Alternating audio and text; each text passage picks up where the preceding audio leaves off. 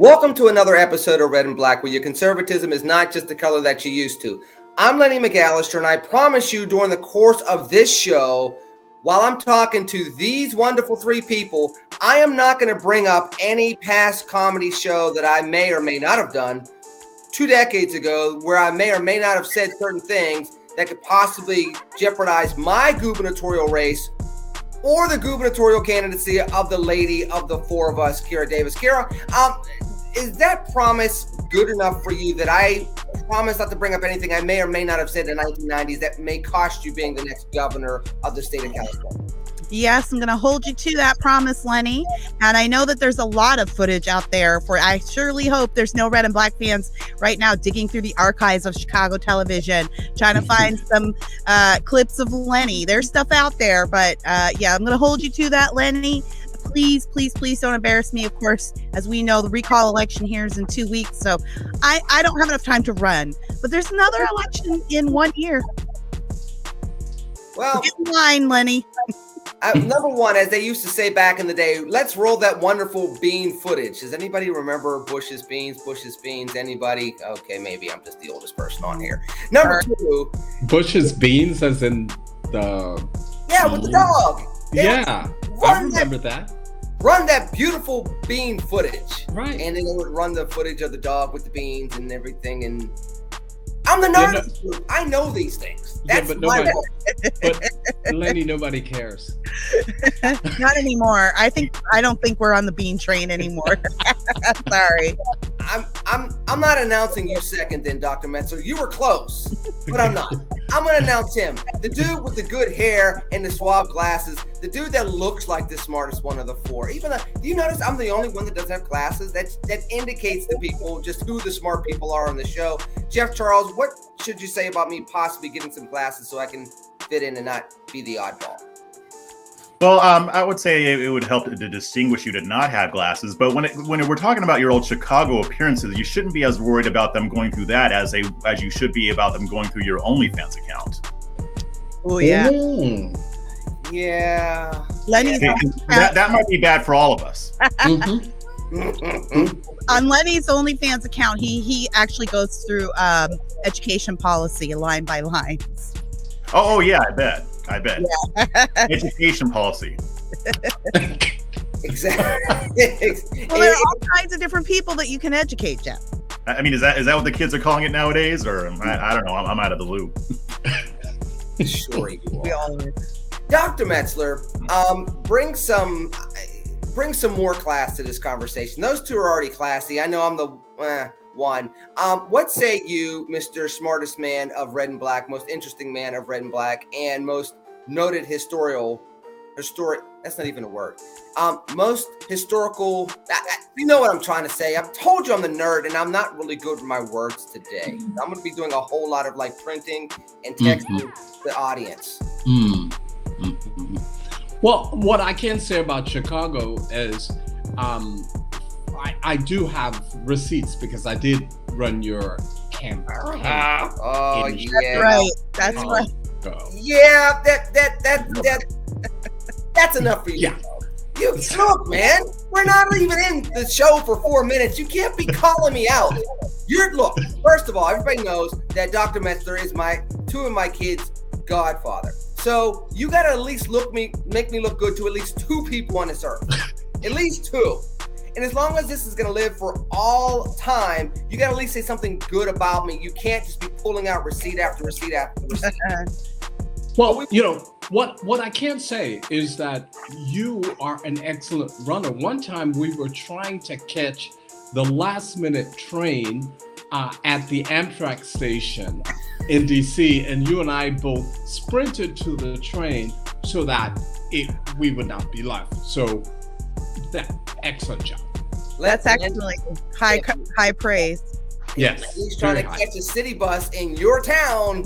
He's your guy. That's not exactly a high vote of confidence. Well, it is. Honey. It's something. Yes. Yeah, better than nothing. Right. And you know what? I'm going to start with this with the person that's currently in California. Kira, at least it's something that you can't, ruin a gubernatorial campaign with, right? He ran for the Amtrak and he caught it. He ran for the bus and he caught it. Larry Elder going on out there, and the recall that was made specifically for you is trying to lose part 2 before he gives himself a chance to win part 2, which, by the way, could influence part 1, which is the vote to get rid of Newsom before you decide on who to replace Newsom with. Yeah, so just to clarify what Lenny is saying here, there's 2 questions on our ballot. There's question number 1, which will be, do you vote to recall Newsom, yes or no? We hope that the yes column wins. If you get 50% plus 1 vote, just like any majority race, then that question, when he's recalled. We don't even go to the candidates. Before then, first question is all that matters. If California does vote to recall Newsom on that first question, then we get to look at the second question, and we get to see, of those people, who do you, California, choose to be the person to replace him? Right now, talk show pundit Larry Elder is leading the polling. There is a Democrat in this race who was at a debate last night, Kevin Pathrath. Pathrath is his name. He's polling really high, but I'm not sure that anyone's too concerned about him because the polling is Democrat polling, and also if you put like a D beside an R in any polling in California, the D is always going to come out ahead. So I'm not sure that he's much of a threat. Really, we're looking at Larry Elder at the top. We've got a couple of candidates underneath him that they're not really closing in. Larry's polling really high, but Kevin Kiley, who's the guy I'm supporting, is really gaining a lot of traction. And then I think we're going to see a couple of dropouts this week.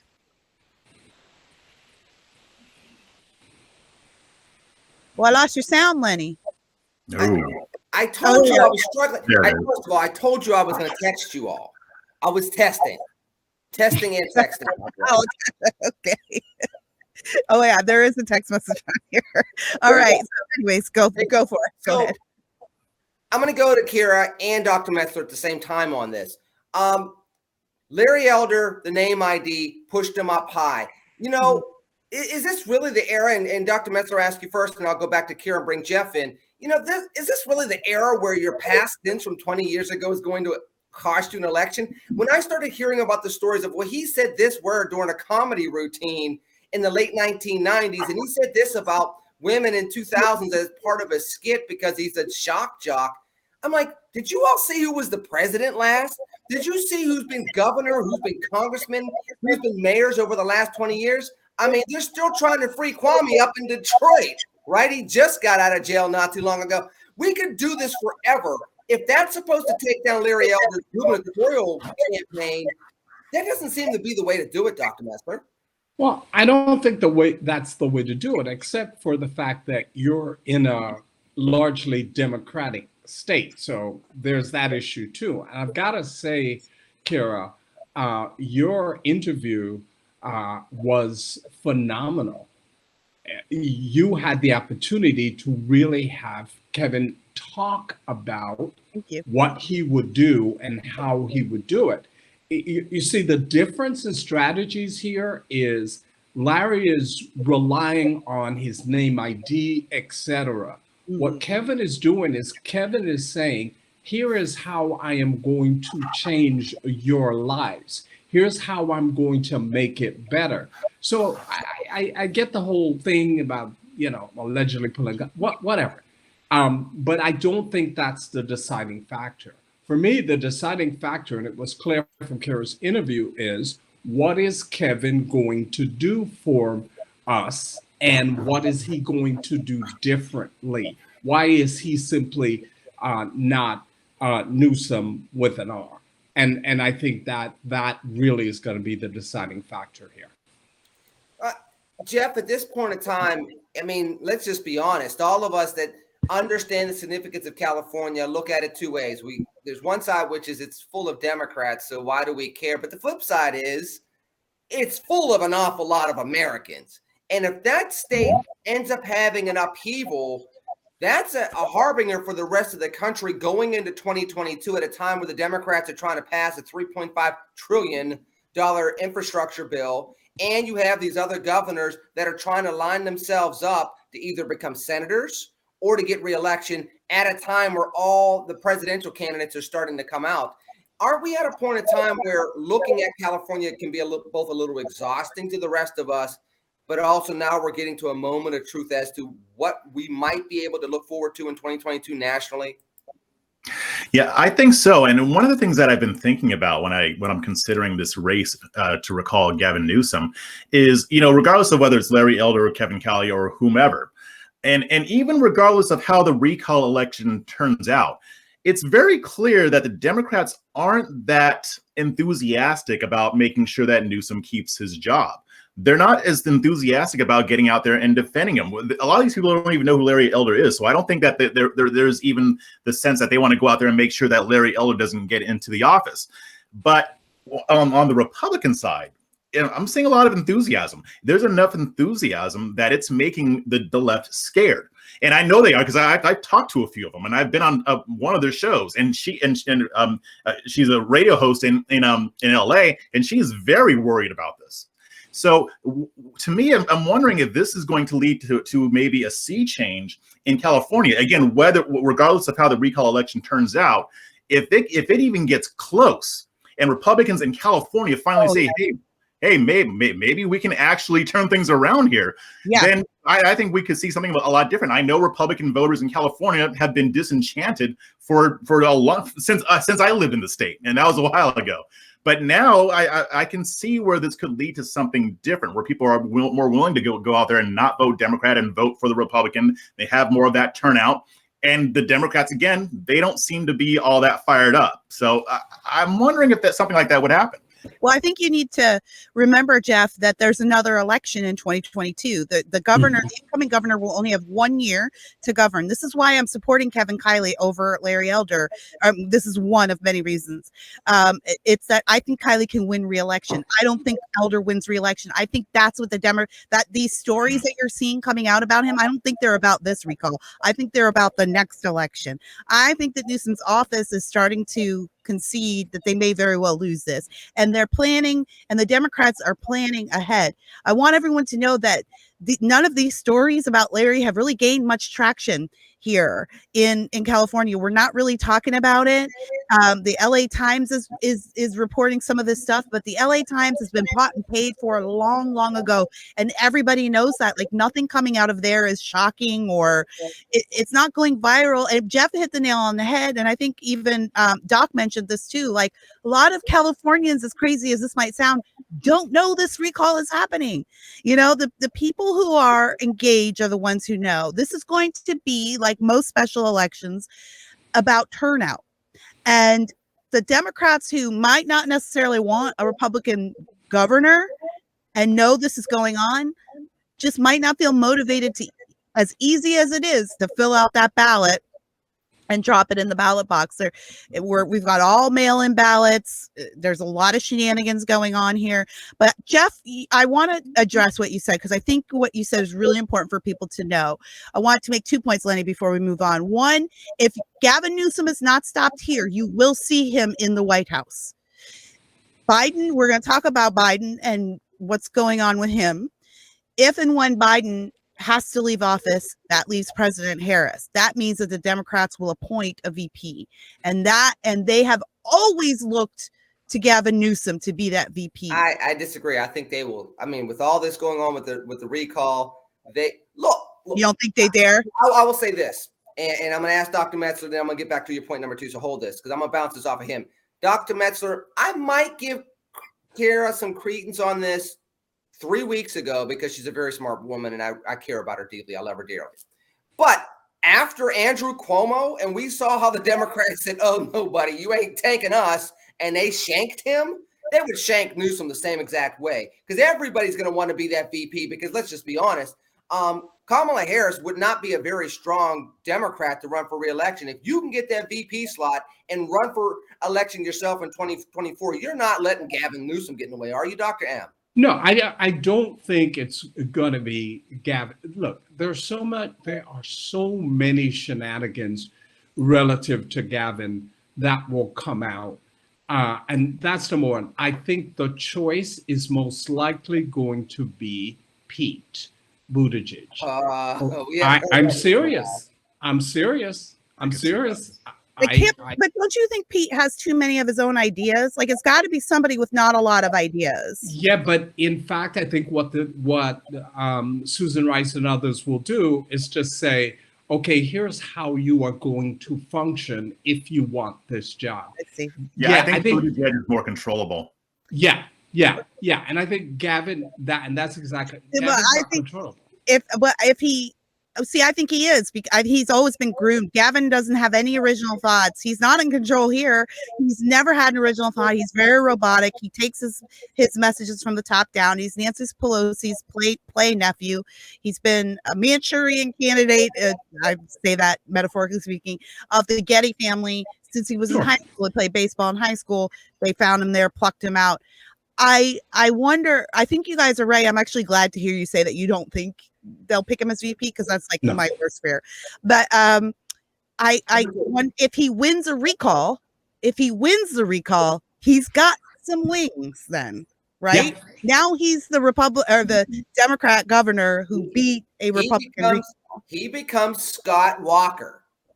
Right. That's what is happening to Newsom if he wins this recall. He becomes Scott Walker. He becomes emboldened. And to your point, Kara, and I'll bounce this off of you initially, Jeff, maybe he does get some wind beneath his wings, not to quote Bette Midler, but this allows him to take that next step if he can get through this. And again, people didn't think that Scott Walker was going to be able to get through it, and he did. Yeah, I mean, as far as I don't know, it's hard for me to look forward to 2024 because I think that Kamala, whether she's president, wait a minute. You're in political analysis, and you can't look forward to 2024. Hell, people are running. Who's going to run in 2028? Well, we have so much on the plate. I mean, there's so much on the plate, even going into 2022. I know exactly what Jeff is talking about. Yeah, I mean, I think it's a given that they're going to run Kamala Harris. They're putting everything behind her unless something else happens. I mean, they're stuck with her. I don't think that they expected her to be as milquetoast as she is, but that's who they chose. As for VP, I wouldn't be surprised if they chose Gavin Newsom if he survives this recall. But then again, I mean, there are a lot of other people out there who might be better. So I could see them saying, okay, we've got a horrible candidate for president. We need to make sure we get it right, at least with the vice president role. So if Gavin has too many skeletons, or if he's got too much baggage, I mean, even the fact that a recall attempt happened might be enough for them to give him the side eye and say, no, let's try to pick somebody else. Well, yeah, I'm sorry to interrupt, Doc, but this is important that our viewers might want to know. Kamala Harris has canceled her with Newsom tomorrow. As we record tomorrow, she is supposed to be here Friday of this week, and Biden had announced yesterday that he was going to come out and campaign for Newsom, but given what we saw at his press conference this week regarding the Afghanistan situation, it's hard to know if he will be able to even have the energy or the wherewithal to come out. So yeah, it could be your instincts, Lenny and Doc could be right that the Democrat, that is a possibility that the Democrat Party is sort of just cutting ties with a sinking stone. Hold on, before Dr. Metzler speaks, say that again. You said something along the lines of I said Doc might be right. Dr. Metzler might be right. No, you missed something. There was something. I was talking about Kamala not going to the campaign. No, there was something in between that. Talking about the recall election, Gavin, and then thanking Dr. Metzler for I must have missed it. I don't know. I missed it. I don't know what you're talking about. Yeah, and look, I think you're right. They're stuck with. Hold on. Who do you think is right? Yeah, I think you're right, Lenny, that they're stuck with Jeff's boo. Yeah, I think you're right. They're stuck with Jeff's boo. But also, understand they could be stuck with her and undermine her at the same time, which is exactly what they're doing currently. So I wouldn't put a whole lot of stock in them being quote unquote stuck with her. It depends on what the meaning of stuck is. Speaking of being stuck, Jeff, and I know this is a segue, Joe Biden helped break Afghanistan and helped make, ISIS 10 years ago with the way he blotched the negotiation back with Iraq.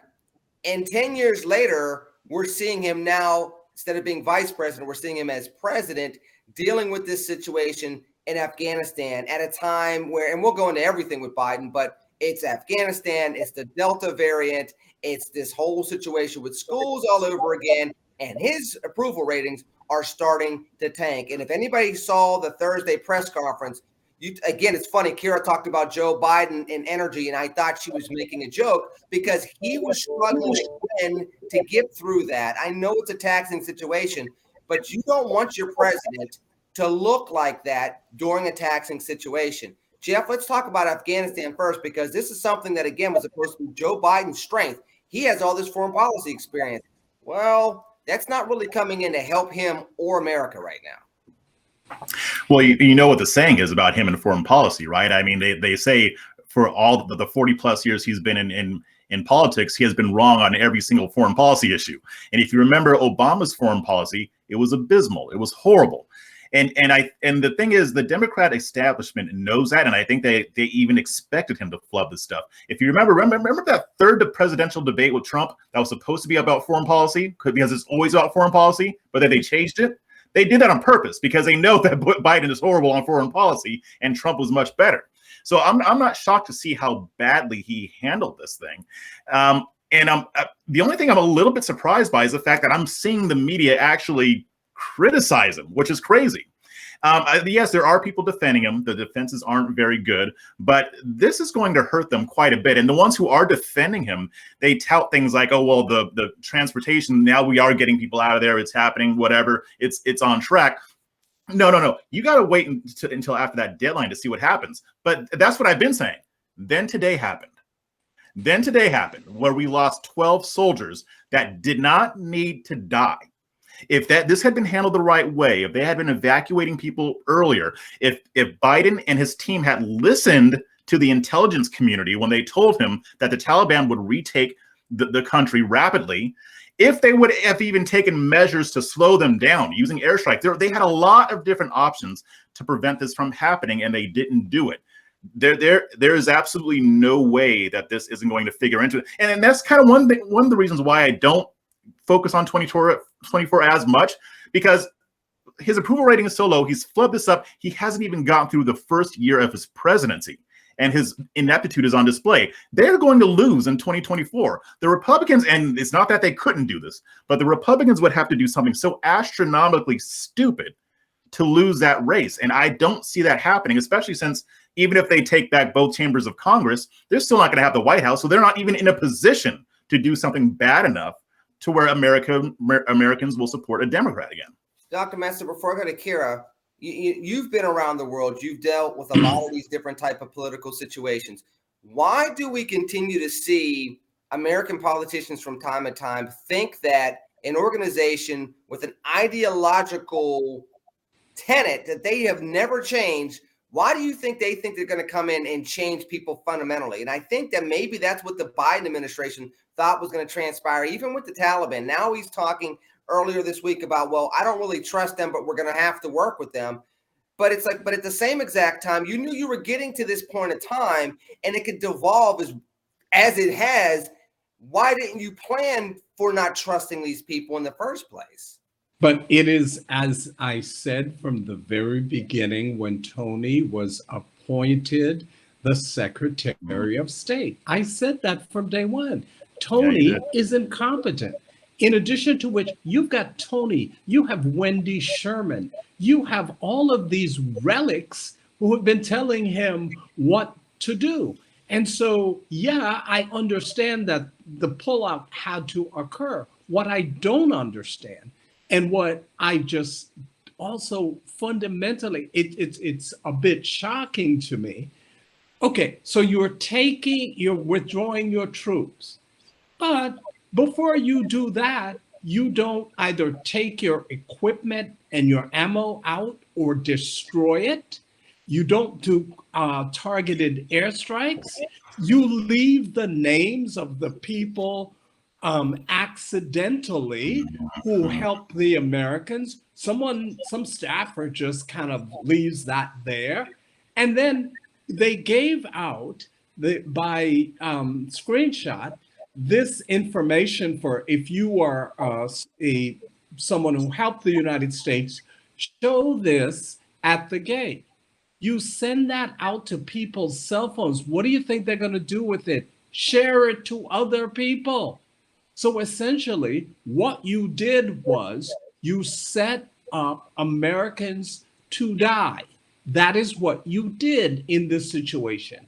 And it's more than just saying it's careless. It's negligent. Yeah. That's a significant issue for me from a foreign policy standpoint. This is negligence. So then you have all these people going to the different places. There are a number of people in Qatar, and the Sheikh said, okay, I'll keep you in the hangar for a while, but guys, enough. You can't stay here forever. And you have these people come here. We are not set up yet because you just told us the day before. We have to get food. We have to get sanitation. We have to do all of those kinds of things because we don't want to be accused of creating a humanitarian crisis. So for me, the issue goes back to when they did transition. Of course, the transition team talked about this. They knew he wanted the war over, but they made no plans. This is negligence.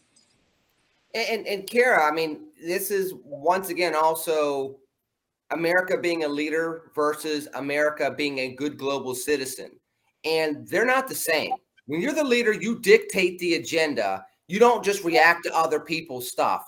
When you're a good global citizen, you just kind of react to the conditions on the ground. And once again, unfortunately, we're taking Afghani refugees and we want to be good humanitarians to make sure that we're here for people that need it. But here we go again with we're not going to know everybody that's coming into this country. We just talked about the crisis at the border and the threat to national security down there. We haven't talked about that in months. Sorry, California. Sorry, Texas. Sorry, Florida. But now we're going to have another one. And we're coming, ironically, sadly, to the 20-year anniversary of 9/11. This is all not going in a good place, Kara. It's not. No, it really isn't. I did my my episode of Just Listen to Yourself last week was on nation building, and I sort of attacked the issue. And I have to be honest that I'm still, even at my age, still working through how I feel about it all. And that was what the episode was about. Am I through working through it? No, what I threw you a compliment. You said at your age. I said at 32. Take the compliment. Oh, I didn't hear that. I would have taken it, but I didn't hear the whole thing. Well, I tried to text you at first, but you said, "Are you through?" And I'm like, "Dang, Lenny, I just talking. I know I talk a lot, but come on, no, but I'm still working through it, is what I'm saying. But one of the things that I talked about on the show is I said, you guys, I think this is an important subject for this time because we're going to keep having this conversation over the next few years. We've just created more problems for ourselves, not fewer. I think a lot of Americans agreed that we should get out. I was pro going in there in the first place, but I've raised an entire family in the time we've been in there, not exactly sure what has been going on in there. And I know that we've got room for all kinds of views on that. And I get that and respect that. What I'm saying is the absolute incompetence that this withdrawal has been held with, and looking at the president at that press conference on Thursday and looking at his absolutely pathetic and weak and frankly frightening body language, we are leadership.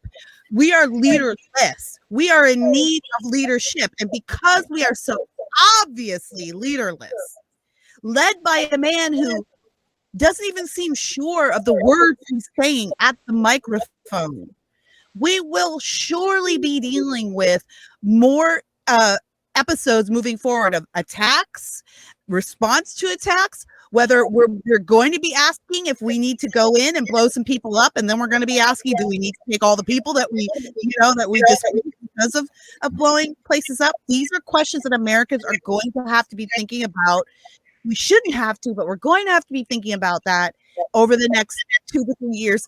Thanks to this action this week. And I would like to point out that right before we went to record, Glenn Beck raised $20 million Christians evacuated out of Afghanistan. It went on Instagram and said that he was planning to take these Christians to Greece, and the State Department called Greece and said, do not accept the refugees on that plane. Now, that's an Instagram post. I have not had any chance to verify that. Maybe by the time the show goes to air, it will be verified. But that's information coming from Glenn Beck himself, who raised money himself to get these people out. Chris nailed it. This is utter negligence, and it's putting us all at risk. So, America, buckle up. These are questions we're going to have to be considering a lot moving forward. So here's the thing. And nobody is asking the following questions. So the former president of Afghanistan, where is he? And how much money does he have? He's got a significant amount of money that he took from the treasury and then left, essentially threw his hands up and left. His family members are living very well in brownstones in New York and in DC. Okay, so why is he not being held in contempt? And I think as it relates to what Kara said, ask any human rights person around the globe. Nation building has never worked. It cannot work. It is not our job to build other nations. That is their job. All of these billions of dollars, what happened to them? Who got them? Where's the money? What about this equipment? And, I heard somebody say, well, they may have all of the equipment, but they don't know how to fly it. They can sell it, in addition to which the codes are there. It's so this. You can pay people to learn to fly it, exactly. Bring in Russians to fly it. So and a lot of those kids are educated in the greater Western world anyway, so they know how that stuff works. Come on. So let me ask you a question, Dr. Metzler, you first. A direct political analysis question with you and your history of being a political strategist. Why would you put Joe Biden in front of the microphone on Thursday looking the way he did? I understand that you need to have some kind of statement somewhere, but if somebody's going to look bad, it can't be the president of the United States after what happened on Thursday. Whether it was a political strategist or a strategist in the White House dealing with policy, why was that decision made? That was one of the worst decisions I've ever made. Look, this is a national security issue. This is a Defense Department, CIA, State Department issue. The generals should be doing the briefings. Why do you have this man is standing up there? The world is looking at it and saying, are you kidding me? You're leading? No, you're not leading. He's leaning on the microphone. That was the craziest thing I've ever seen in my life. And who does that? There is no strategist that's worth their worth. Oh my that gosh. would do that. This is, and again, it goes back to the fact that they said they have the smartest people, the most competent people. You just shot yourself in the foot. And you've done it continuously. He's coming on talking hour after hour. And I'm like, first of all, why are you whispering? I can't hear what you're saying. You're leaning on the podium. You look like you're about to get into the grave. And he started reading towards the end, which was also odd. When you're so used to a president reading off of a teleprompter, it's bad enough you get used to the robotic back and forth as it is, but then to kind of 3/4 of the way through break that, apparently he couldn't see the teleprompter or something, and he's reading notes. And it's like, what just happened? When did LBJ come in to read the press conference all of a sudden? But that was all odd because the optics, and we know the presidency has a lot of optics involved for it to be successful. And that just was odd to me. Jeff, I wanted to ask you this question. It's a history question based off of what Dr. Metzler said and what Kara was saying about nation building. And I'm going to throw this out to you first, Jeff, and then I'm going to throw it to the other two.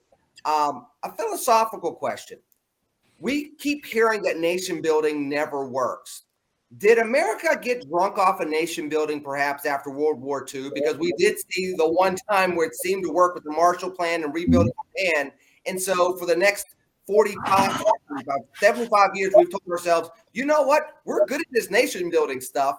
And every time we've tried it since then, it seems to have failed. But we always kind of go back to 1945 and saying, well, daggone it, we did it then, we can do it now. Is that part of what's going on, perhaps, the mindset of America when it comes to nation building? I think so, and I think many of us have finally realized that nation building shouldn't be a thing. A couple weeks ago, I spoke with a man named Dave Patterson. He was a deputy undersecretary under George W. Bush, and long military career. And he told me flat out, we're not good at nation building.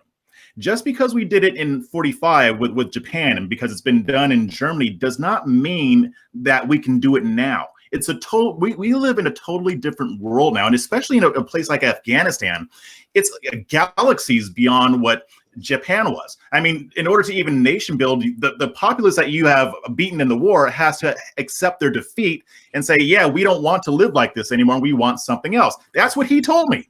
And so he said, Afghanistan is the same. And I asked him, and I wrote an article about this too. And I said, do you think we've learned our lesson? Do you think we've learned our lesson and we're not going to do this anymore? And he said, yeah, I think we have learned our lesson for 18 months. And then when the next thing comes up, it'll be different. That's what he said. The excuse will be, we need to go to war because we need to fix this problem or whatever. And we'll say, no, remember what happened in Afghanistan. Remember what happened in Vietnam.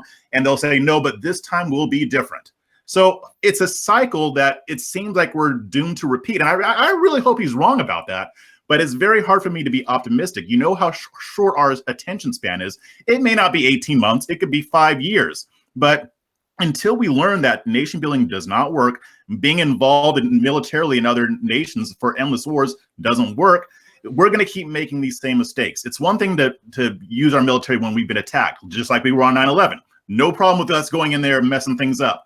We should have left shortly after that. Well, that's an interesting point, Lenny. Can I come in? Because I think that there's another way to look at this, and everything Jeff said is like I'm in agreement with. I'm go listen to my episode. You can hear me struggling through all of the talking points, but I do have talking points that agree totally with what Jeff just said.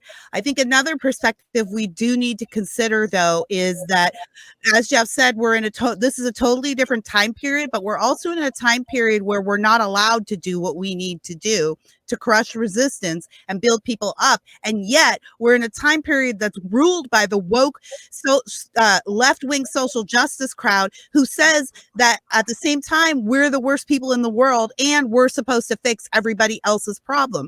Isolationism is not an accepted policy with our left-wing politicians and left-wing voters. They really do force us into the field as people who are, well, we're terrible if we don't go in and fix every person's problem. But when we do, we're being nation builders. And I think as Jeff's guest alluded to, you know, we just don't learn the lesson well enough to do it correctly.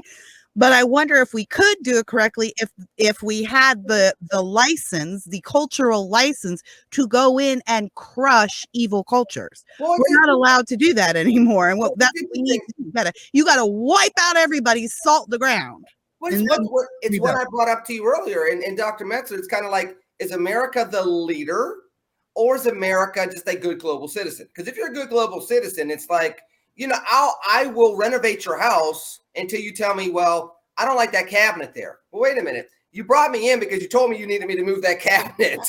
And now you're telling me don't move the cabinet. Well, so here's the thing relative to why nation building worked in Japan. You had essentially people who were of the same culture and the same mindset.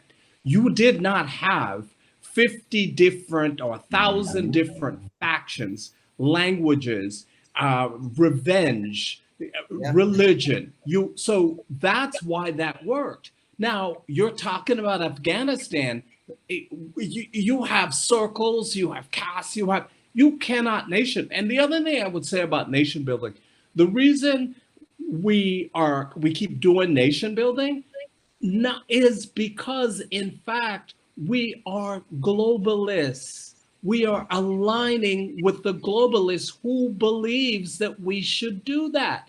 So we want to align with the Merkel and all of these folks who are saying it is your job to fix. You cannot fix what is not yours and what you don't understand. We don't understand Afghanistan. We don't understand how the culture works. We don't understand how the government works. So what do? We go in there, we give them a gazillion of our taxpayers' dollars, and then they walk away. Thanks for the money. It was fun. See you later. And number one, how do you balance that being and I'll go to you first, Dr. Metzler, being the biggest economy in the world for over 70 years now, by and large? How do you balance that with not being a globalist, where now you're dipping your toe in every single pond that you see and wondering why you got fungus underneath the toenails? Well, so here's the thing. Biggest economy in the world, you work through an economic model. See, even with the biggest economy in the world, we still believe, because fundamentally those folks who lead us believe we have to bow to the globalists so that we can look like, oh, we're friends, we're getting along with everyone else. Certain things ain't your business, okay? And this is one of those things that is none of our business. If you're going in, you're gonna do a war, whatever, get rid of whatever you're gonna do. Okay, if that's what you're gonna do, do it. You cannot prop up that society. Number one, the society does not want you there. So how are you gonna build a nation where essentially you are an invader? They don't want you to colonize them. I mean, so essentially, when you're talking about what has gone on in Afghanistan, we don't understand Afghanistan. And since we don't, why should the taxpayers have to pay billions of dollars to have us try to understand something we won't understand? And it's none of our damn business. But people forget that we just went through the 40-year anniversary of another situation where we propped somebody up and the people eventually got mad and took it out on us. The Iranian hostage crisis. We just had that. And in the look like that happening here. Yeah, well, and that's why I say it'll be after that deadline passes that things might get interesting, because the Taliban said that is a red line, and of course our president bowed down to them. But they said the 31st of August. After that, no more troops, no more anything, or else it'll provoke a reaction. That's what the Taliban said. So it'll be interesting to see what happens. I mean, this could get worse. And Biden saying that in fact he is going to retaliate again. I am going to advise you of the hostage situation in Iran. How did that work out when they tried to do a military strike? Really? And by the way, and if you're going to be purely cynical and political, it ended up costing them a White House, because it was already going poorly. Yes. The malaise in America and the recession and oil crisis and everything else. That was sound familiar? Yeah. Any of that sound familiar? High gas prices, recession, oil crisis, housing crisis. And guess what? 2024, Ron DeSantis takes the White House. Next thing you know, Taliban is going to release these hostages because we don't want to mess with Ron. We don't want to mess with DeSantis. And then the news cycle for the next 20 years is, oh, he was working with the Taliban. They were just waiting for Joe Biden to get voted out of office so that they could make Republicans look good. This is the script. We'll see if it follows suit. And before we go to the final thing, which is both I don't know why it's a shock to anybody's story, but also it's really, really sad. The other thing that people forget about nation building is the fact that in 1945, pretty much every other nation was destroyed. So, when you're the only person in position to be a nation builder, it's a lot easier. Yeah, that's true. When you have, for example, I don't know, a united Germany, which we didn't have in 1945. You have a Russia that's actually playing in the international market, unlike the Soviet bloc. Japan actually, is one of the leading economies in the world, not decimated by 2 atomic bombs. These are things, and China was a closed society. And at the time in 1945, they were a rural agrarian society that wasn't even communist yet. Right. Right. Right. So people forget all these facts, Dr. M. Go ahead. You were going to say? Yeah. And of course, I was there in 1945 when this all occurred. Yes, that's true. Actually, a lot of people don't know that Dr. Metzler is actually one of the original designers of the Marshall Plan. There you go. and the atomic bomb. Yeah, Yeah, that too. yeah, the atomic bomb. People don't know this, but Dr. Metzler actually had a dream one night about an atomic bomb and mentioned it in the cafeteria at the high-level scientist department in Washington, D.C., which we don't have anymore. But yeah, so Metzler's got his fingers all over It atomic atrocities. used to be called the New Mexico Project, but they were like, well, Chris, where are you at right now? He's like, I'm calling you from Manhattan. And that's how it changed. Dr. Metzler was the one that told Indiana Jones he could jump in a fridge and protect himself from a nuclear blast. Yeah, right. I did. Mm-hmm. It's amazing. Speaking of people that give you the chills, you know, when you look at Ron Jeremy, oh my goodness.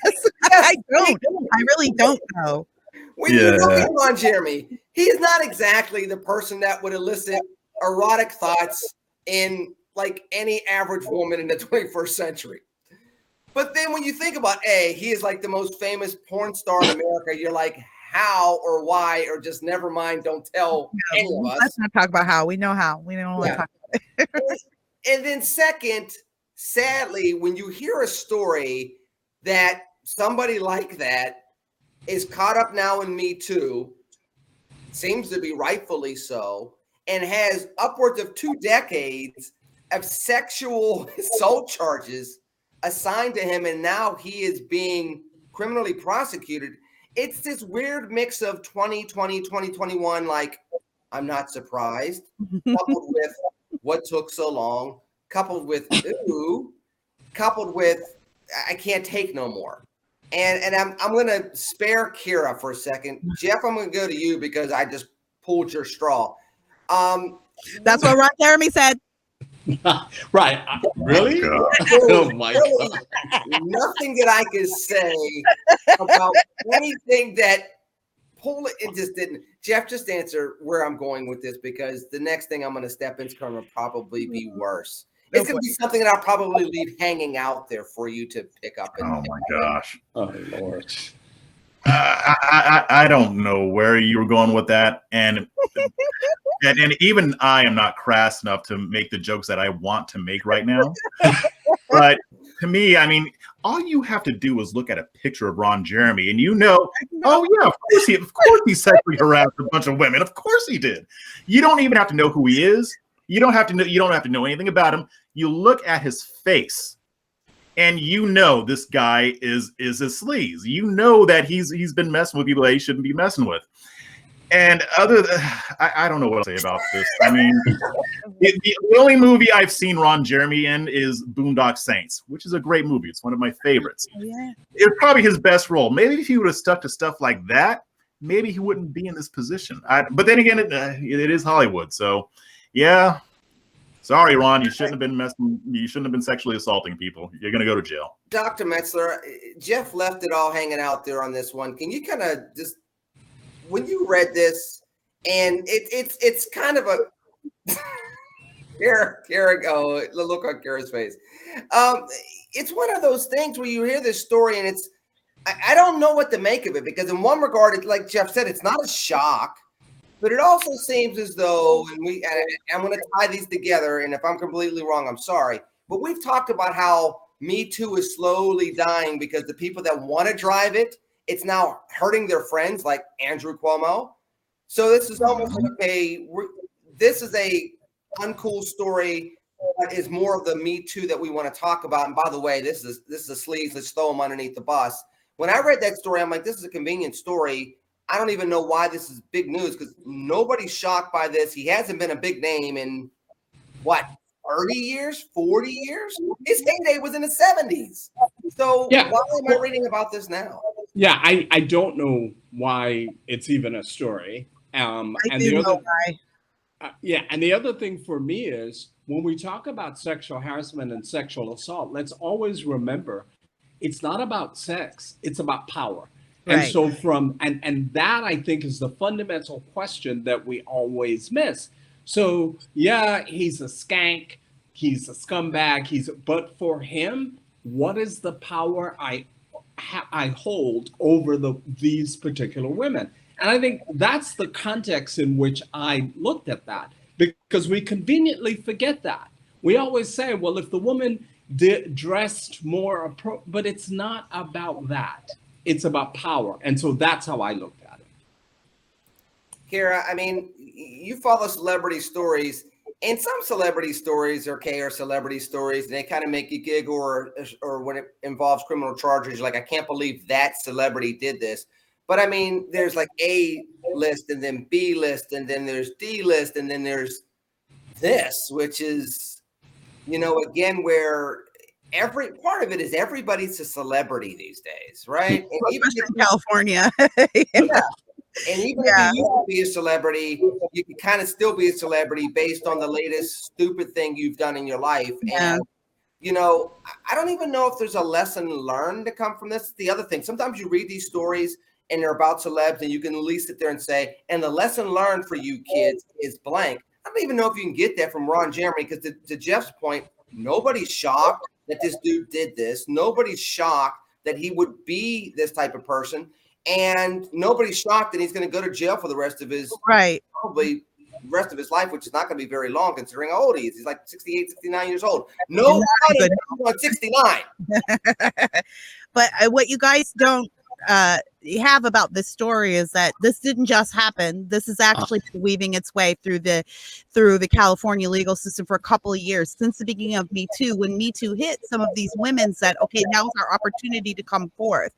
Ron Jeremy might not be big in the public consciousness, but he is one of those just figures that pops up places. You see him cameos in movies, cameos on TV show. He actually makes a living, or at least to this point, in LA, just kind of walking around and charging people for autographs who want autographs and pictures. It's kind of been his gig. It just, you can see him walking around LA. You can take a picture with him for $5 or whatever. That's kind of how he's made his living. But so this didn't just happen. This was it's just breaking through now. But this is something that has been in the works for a couple of years, and obviously for many more years before that. And the reason why is these women, you can understand why, a lot of them were involved in the porn industry. You can understand why they didn't feel that they could make a case out of this and be believed. And I can imagine, to Chris's point, this is about power. Imagine how much power a guy like Ron Jeremy feels. He's already in an industry where it is selling the sexual gratification of dominating females. Mm-hmm. He's also a very rare case in the porn industry, which is a man with certain talents. We won't go any further. And it's very rare to find men in that industry that can do exactly what he did. So he basically had his pick of anything he wanted to do throughout his career. That's why people who look at him say, oh, he doesn't seem very attractive. It's not about how attractive you are. In the pornography industry, you need other skills, and he had the skills. But this is not Jeff's face. Go ahead. I know I can't. I could go there, but I won't. But this is I don't want to offend Lenny's Catholic ears, but this is to your point, Lenny, and just to draw this to close. This isn't about this gross guy. This is about cases that are bubbling up through the Me Too, from the beginning of the Me Too movement. And Lenny, you're absolutely right. The movement is dying. And so we're not hearing as much about these cases. They aren't as important to the public anymore because Hollywood has ruined this movement. These women probably do deserve some type of justice from Ron Jeremy. As Jeff said, all you got to do is look at the guy and you can tell that, he's probably not the kind of guy you want sending your daughter away with. But this is a case of there are many, many, many more women out there who aren't going to see justice for what has happened to them because Hollywood hijacked the Me Too movement and has now killed it. So before we end the show, because we have to end the show, you again said something that I think I missed. It was something about Ron Jeremy and killing the movement, but there was something in between that, and it ended with right. Did you say something Did I say like that? I thought that Jeff was right about looking at Ron Jeremy. It started with an L. I said that Dr. Metzler had a point about it being about power. That's M. It started with an L. We were talking about women's empowerment, something like that. I don't know what you're talking about, Lenny. Sorry. I'll have to watch the show as well as watch the replay. Now. So, with that said, let's Kira, tell us what you got going on this week with Just Listen to Yourself and some of the other wonderful things that you're doing very quickly before we end the show. Just Listen to Yourself this week. I've got a listener response episode, which are always my favorite to do because I get to respond to the people who write me letters, and it's almost like we get to have a conversation. I'd like to tease next week's episode, though. So the way I've planned this is I'm about to go on vacation in a couple of weeks, much vacation. The way I've planned it, I'm dropping what I think might be my most controversial episode while I'm away, so that nobody can bitch at me when it drops. I think you should subscribe to Just Listen to Yourself right now, because next week's episode is sure to ruffle some feathers, but I think it's something that needs to be said, and that's all I'm going to say about it. Follow me on Twitter at Real Kira Davis. Subscribe to my YouTube channel, and also consider joining my locals community, davisnation.locals.com. Jeff, the name of her episode is Why Lenny McAllister is So Right So Often, in that it can be controversial. I'm sorry I ruined the spoiler for you, Kira. Jeff, what do you got going on this week?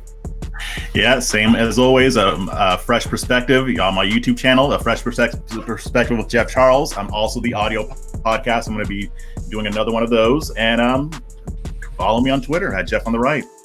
Fantastic. Who are you going to be this week, by the way, Jeff? I mean, you've been everybody from Black Yoda to, you know. I don't know. It depends. I have to be inspired. Yeah. I have to tell you, I do enjoy those. So just keep us going. You all need to be following him on Twitter as well. Dr. Metzler, what thing are you going to do this week that's going to put the three of us to shame? Nothing. He's going to go build a nation. Here, Chris is actually going to go colonize and rebuild an entire nation on his own. Yeah, well, as you know, we're in the middle of this lawsuit against the Baltimore City superintendent and public school system, where the school has a $1.1 billion budget for 88,000 students.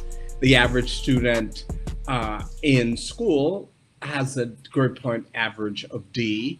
There is a freshman who is 19 years old.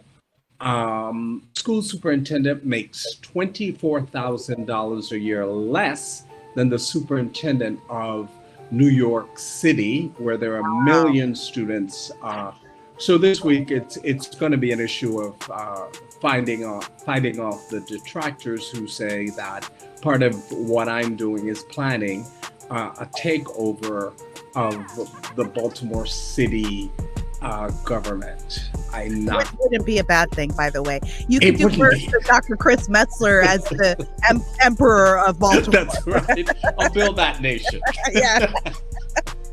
So there we go. That's it.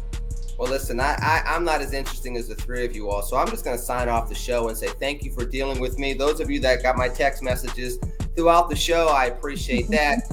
Follow Jeff Charles, follow Dr. Metzler, follow Kira Davis. We will catch up to you next week. In the meanwhile, enjoy your weekend. Keep you in prayer because America needs it right now. And let's just keep the faith. Talk to you soon. DCNGB. Take care and God bless. Yeah. Peace.